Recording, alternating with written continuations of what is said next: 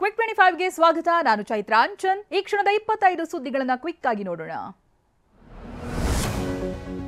ದೇಶಾದ್ಯಂತ ತೀವ್ರ ಕುತೂಹಲ ಕೆರಳಿಸಿರೋ ಭಾರೀ ಜಿದ್ದಾಜಿದ್ದಿಗೆ ಸಾಕ್ಷಿಯಾಗಿರುವಂತಹ ಮಹಾರಾಷ್ಟ್ರ ವಿಧಾನಸಭೆ ಚುನಾವಣೆಗೆ ಬಿರುಸಿನ ಮತದಾನ ನಡೀತಾ ಇದೆ. 288 ವಿಧಾನಸಭಾ ಕ್ಷೇತ್ರಗಳಿಗೆ ಒಂದೇ ಹಂತದಲ್ಲಿ ವೋಟಿಂಗ್ ನಡೀತಾ ಇದೆ. 4136 ಅಭ್ಯರ್ಥಿಗಳ ಭವಿಷ್ಯ ಇವತ್ತು ನಿರ್ಧಾರವಾಗಲಿದೆ. ಮಹಾರಾಷ್ಟ್ರದ ಒಟ್ಟು 288 ಕ್ಷೇತ್ರಗಳಲ್ಲಿ 1,186 ಮತಗಟ್ಟೆಗಳನ್ನು ಸ್ಥಾಪಿಸಲಾಗಿದೆ. ಮಹಿಳೆಯರಿಗಾಗಿ 388 ಪಿಂಕ್ ಮತಗಟ್ಟೆಗಳನ್ನು ಸ್ಥಾಪಿಸಲಾಗಿದೆ. ಇನ್ನು ಈ ಬಾರಿ ಮಹಾರಾಷ್ಟ್ರದಲ್ಲಿ 9,70,00,000 ಮತದಾರರ ಪೈಕಿ 20,93,000 ಮಂದಿ ಮೊದಲ ಬಾರಿ ಮತದಾನ ಮಾಡಲಿದ್ದಾರೆ.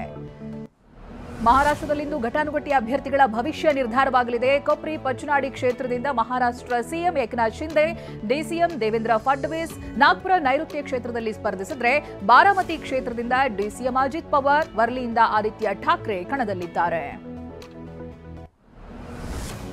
ಅನೇಕ ಗಣ್ಯರು, ಸೆಲೆಬ್ರಿಟಿಗಳು ಸರತಿ ಸಾಲಿನಲ್ಲಿ ನಿಂತು ತಮ್ಮ ಹಕ್ಕನ್ನು ಚಲಾಯಿಸ್ತಾ ಇದ್ದಾರೆ. ಆರ್ಎಸ್ಎಸ್ ಮುಖ್ಯಸ್ಥ ಮೋಹನ್ ಭಾಗವತ್, ಡಿಸಿಎಂ ಅಜಿತ್ ಪವಾರ್, ಹಾಗೆ ಆರ್ಬಿಐ ಗವರ್ನರ್ ಶಕ್ತಿಕಾಂತ್ ದಾಸ್ ಇನ್ನಿತರ ಪ್ರಮುಖ ವ್ಯಕ್ತಿಗಳು ಹಕ್ಕು ಚಲಾಯಿಸಿದ್ದಾರೆ.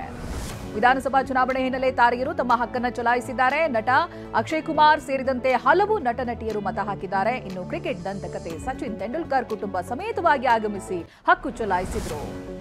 ಜಾರ್ಖಂಡ್ನಲ್ಲಿ ಇಂದು ಎರಡನೇ ಹಂತ ಹಾಗೆ ಕೊನೆಯ ಹಂತದ ಮತದಾನ ನಡೀತಾ ಇದೆ. ನವೆಂಬರ್ 13ರಂದು 43 ಕ್ಷೇತ್ರಗಳಲ್ಲಿ ಮೊದಲ ಹಂತದ ಚುನಾವಣೆ ನಡೆದಿತ್ತು. ಇವತ್ತು 38 ಕ್ಷೇತ್ರಗಳಲ್ಲಿ ವೋಟಿಂಗ್ ಪ್ರಗತಿಯಲ್ಲಿದೆ.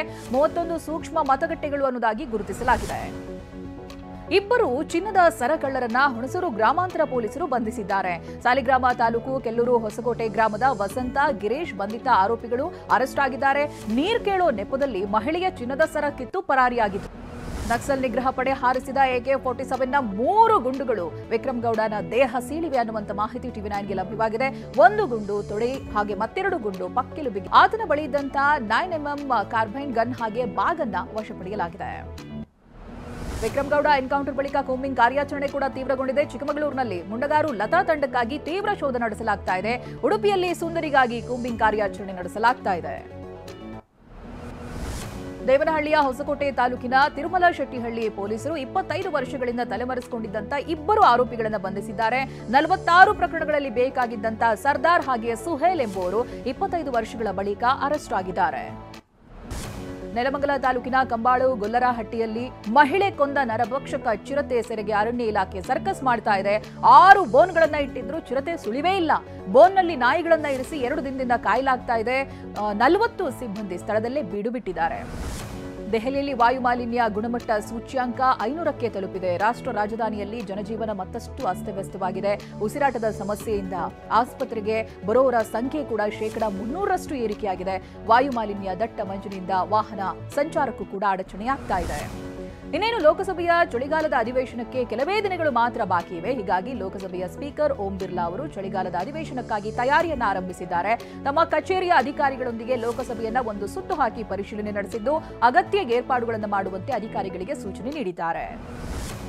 ಇನ್ಸ್ಟಾ, ಫೇಸ್ಬುಕ್, ಯೂಟ್ಯೂಬ್ನಲ್ಲಿ ಹೆಚ್ಚು ವ್ಯೂಸ್ ಅನ್ನ ಪಡೆಯುವುದಕ್ಕೆ ರೀಲ್ಸ್ ಮಾಡೋರ ಹುಚ್ಚಾಟ ಹೆಚ್ಚಾಗ್ತಾ ಇದೆ. ಕೋಲ್ಕತ್ತಾದ ಮಾಡೆಲ್ ಸನ್ನತಿ ಮಿತ್ರಾ ಎಂಬಾಕೆ ದೆಹಲಿ ಇಂಡಿಯಾ ಗೇಟ್ ಮುಂದೆ ವೈಟ್ ಟವಲ್ ಸುತ್ತಕೊಂಡು ಅರಬೆತ್ತಲಾಗಿ ಡಾನ್ಸ್ ಮಾಡಿದ್ದಾಳೆ. ಈ ವಿಡಿಯೋ ವೈರಲ್ ಆಗಿದ್ದು ನೆಟ್ಟಿಗರು ತರಾಟೆ ತೆಗೆದುಕೊಂಡಿದ್ದಾರೆ.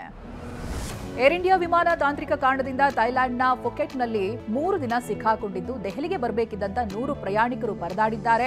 6 ಗಂಟೆ ವಿಳಂಬವಾಗುತ್ತೆ ಅಂತ ಸಿಬ್ಬಂದಿ ಹೇಳಿದ್ರು. ಅದೀಗ ಬರೋಬ್ಬರಿ 80 ಗಂಟೆ ವಿಳಂಬವಾಗಿದೆ. ಏರ್ ಇಂಡಿಯಾ ನಿರ್ಲಕ್ಷ್ಯಕ್ಕೆ ಪ್ರಯಾಣಿಕರು ಹಿಡಿಶಾಪ ಹಾಕಿದ್ದಾರೆ.